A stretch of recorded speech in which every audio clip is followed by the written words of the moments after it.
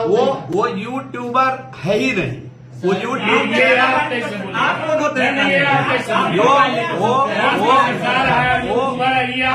नहीं, सवाल सही था कि नहीं, ये जवाब दीजिए। सवाल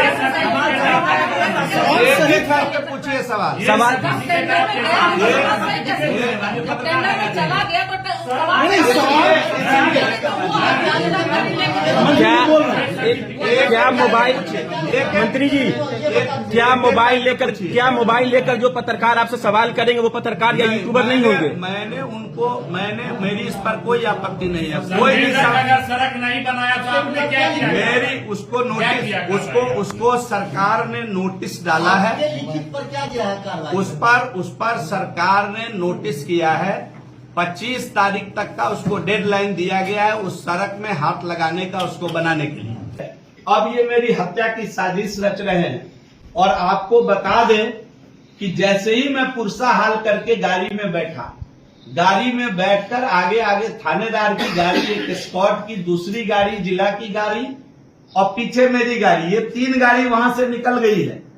वो जो वीडियो दिखा रहे हैं श्रीमान तेजस्वी यादव, कितने झूठे राजनीतिक होंगे, इतने असत्य बोलकर एक आज प्रेस कॉन्फ्रेंस उन्होंने पटना में किया और जो वीडियो दिखाया है प्रेस के माध्यम से, उसमें जिवेश मिश्रा का कहीं छाया नहीं, कहीं फोटो नहीं है, कहीं तस्वीर नहीं है। मैं आप सभी मीडिया के बंधुओं से करबद्ध प्रार्थना करता हूं कि जरा वो वीडियो मंगाइए, उस वीडियो में कहीं नहीं है। जो पत्रकार अपने को सो कॉल्ड पत्रकार कह रहे हैं, पत्रकार की गरिमा को भी गिरा रहे हैं, वो खुद कह रहे हैं कि देखो देखो मंत्री जी भाग रहे हैं, बिना जवाब दिए भाग रहे हैं, सायरन का इस्तेमाल करके भाग रहे हैं। जब मंत्री जी भाग गए तो मंत्री जी उन पर हमला कैसे कर दिए? मेरा सवाल, इस सवाल का जवाब श्रीमान तेजस्वी यादव जी दें कि जब वही पत्रकार करा, मंत्री जी देखो बिना सवाल का जवाब दिए भाग गए।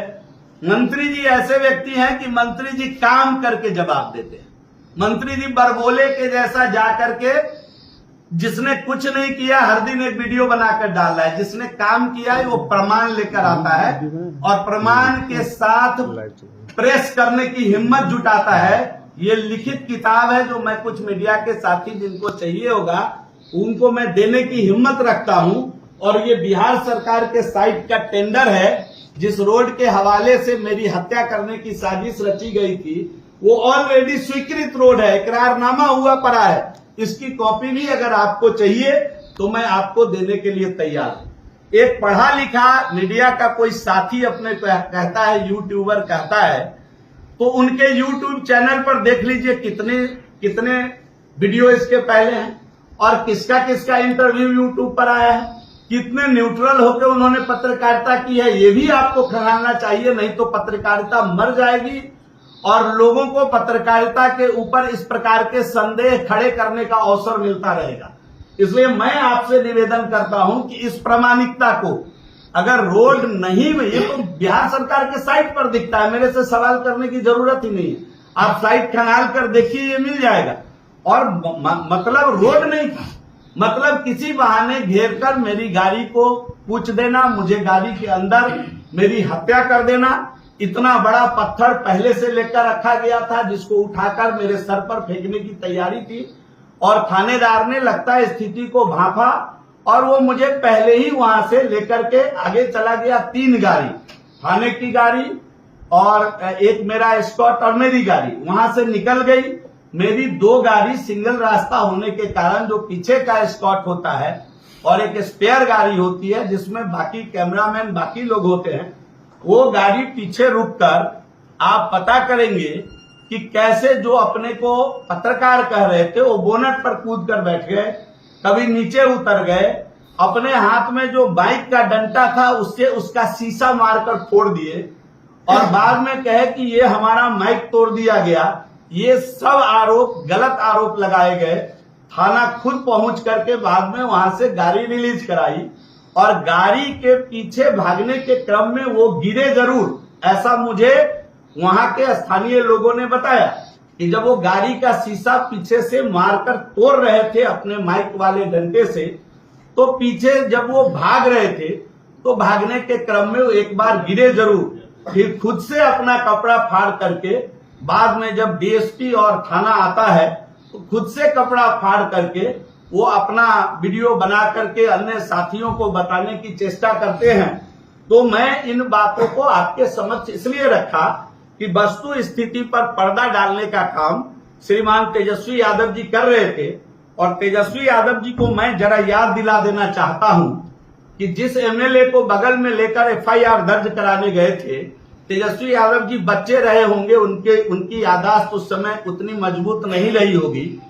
एक एमएलए जिनको लेकर आज गए थे एफआईआर दर्ज कराने, वो एक दलित बेटे का हाथ का नाखून खींच लिए थे सरसी से अपने घर में बिठा करके।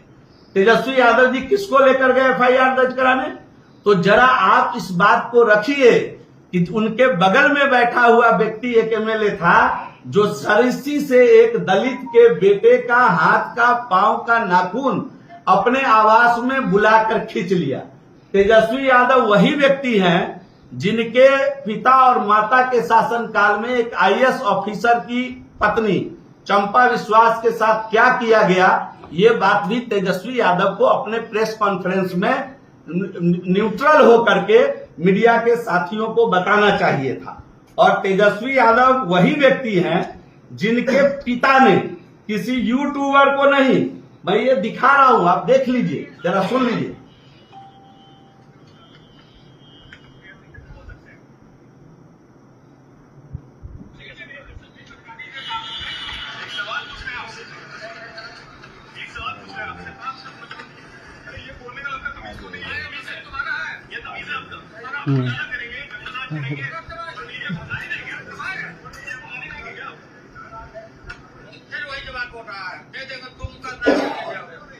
सुन लिए ना, दे देंगे दू मुक्का नाच के गिर जाओगे। तेजस्वी यादव जी को इसका भी जिक्र आज करना चाहिए था कि ये कोई साधारण वर्कर नहीं बोला है।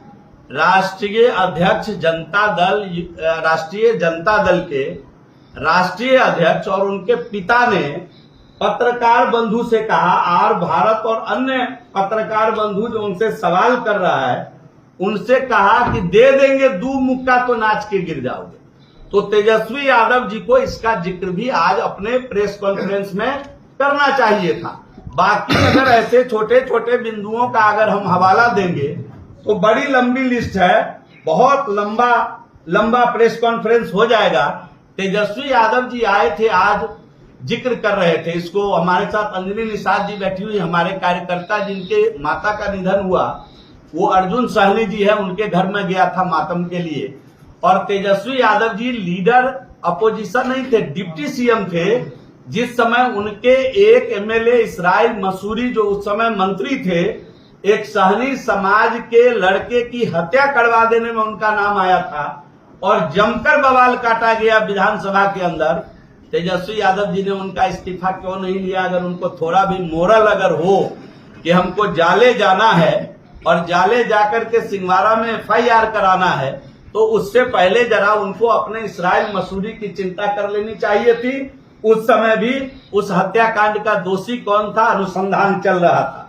और मैं आपके अदालत में एकदम जिम्मेदारी पूर्वक एक बात कह रहा हूं, उन्होंने नकली दवा का चर्चा किया है। मामला सब जुडिस है, नकली दवा का कोई मेरे ऊपर आरोप नहीं है और न ही मेरे ऊपर किसी प्रकार की कोई सजा मुकर्रर की गई है।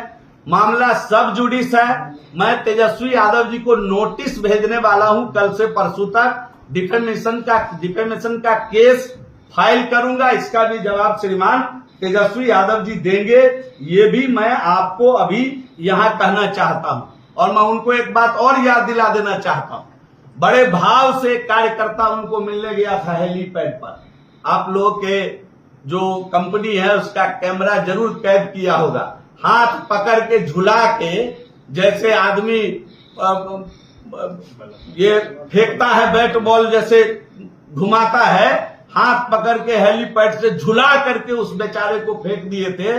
तेजस्वी यादव जी को याद रखना चाहिए था कि वो भी एगो अति पिछड़ा का बेटा था। तेजस्वी यादव जी को ध्यान रखना चाहिए। तेजस्वी यादव जी को ध्यान रखना चाहिए कि इसराइल मसूरी के ऊपर जो हत्याकांड का आरोप लगा था वो भी एक सहनी समाज का बेटा था, उसको ध्यान रखना चाहिए था। मैं किसी विवाद में नहीं हूं, मेरा किसी भी बात से कोई लेना देना नहीं है। कल ये कुछ लोग ऐसे थे जिनके द्वारा एकदम हत्या की साजिश रची गई थी। भगवान ने मुझे बचाया, पुलिस की तत्परता ने मुझे उस जगह से, मैं पहले ही निकल गया था, मेरे साथियों को भी निकाला। उनका जो साजिश था उसका पर्दाफाश हो गया। मैं पुलिस से और सरकार को भी मैंने कहा है कि इसका एकदम दूध का दूध, पानी का पानी कराए, एकदम सही तरीके से इसका अनुसंधान हो और इसकी पूरी तत्परता के साथ जांच हो। क्योंकि जो वीडियो दिखाया गया है उसमें कहीं हमारी छाया मात्र भी नहीं है। एक शब्द को, उसमें का एक शब्द को हमारा शब्द बताकर उसको प्रचार किया जा रहा है। मैं जब बाहर चला गया, थानेदार को भी मालूम है कि मैं उसकी गाड़ी के पीछे पीछे जब राजो पहुंच गया तब ये घटना रमपट्टी में घटी है। वो किसी और के वॉइस को, खुद उनके साथ जो लोग थे वहां के स्थानीय, उनकी वॉइस को, हमारे वॉइस को बता करके दुष्प्रचार किया जा रहा है। तो हम तो सरकार में कहेंगे कि भाई इसकी भी जांच हो जाए कि वो वॉइस किसकी है और कौन है, कहां से निकला है। तो ये सब गलत दलील। मैं जब भाग ही गया, मेरा जब शीशा ही नहीं खुला, जब मैं सायरन का प्रयोग करके भाग गया तो उनको मारा कौन, फिंगरप्रिंट किसका ढूंढ रहे हैं वो।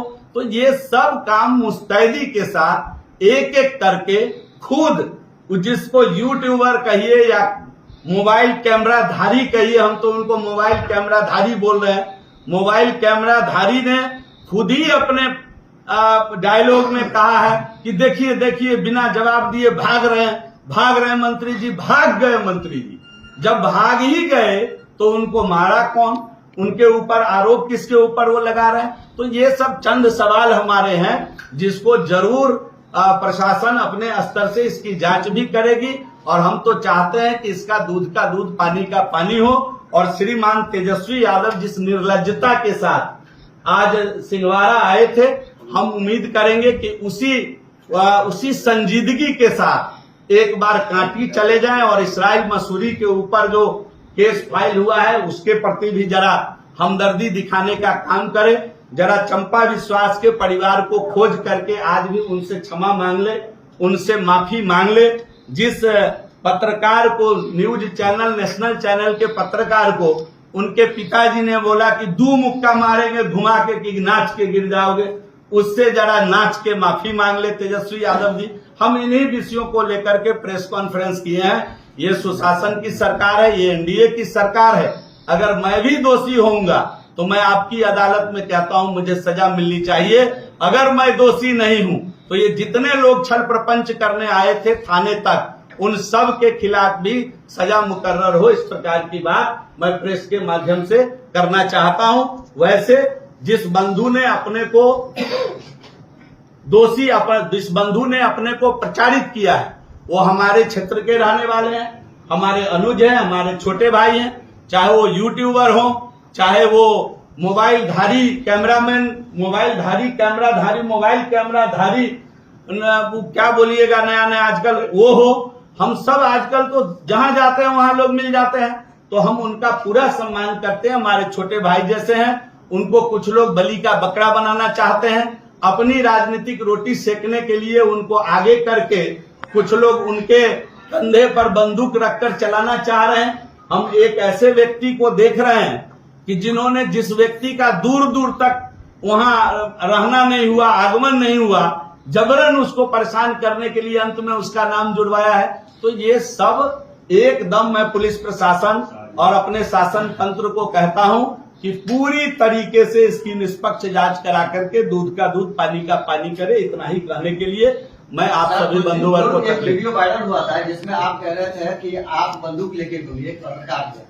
सासाराम में काम करती है। FIR दूसरा सुन लिया गया। दूसरा कि तेजस्वी यादव ने सीधा आपकी गिरफ्तारी की मांग की है। गिरफ्तारी नहीं होते सीधा कहा कि बिहार बंद होगा, नहीं तो इस्तीफा दे। तेजस्वी यादव को जितनी ताकत है, तेजस्वी यादव अपना काम करे, प्रशासन अपना काम करेगी। मैं तो खुद ही कह रहा हूं, मैं तो सरकार में शामिल हूं और मैं इतना निष्पक्ष तरीके से कहा हूं कि जो भी दोषी है उसको सजा दे प्रशासन।